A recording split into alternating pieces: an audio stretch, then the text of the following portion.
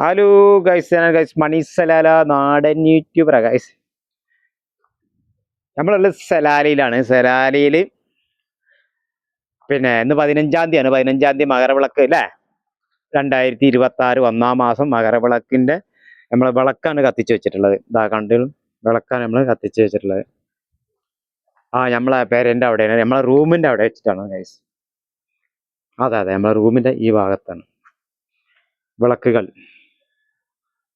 കാണുന്നുണ്ടോ? അതെ അതെ,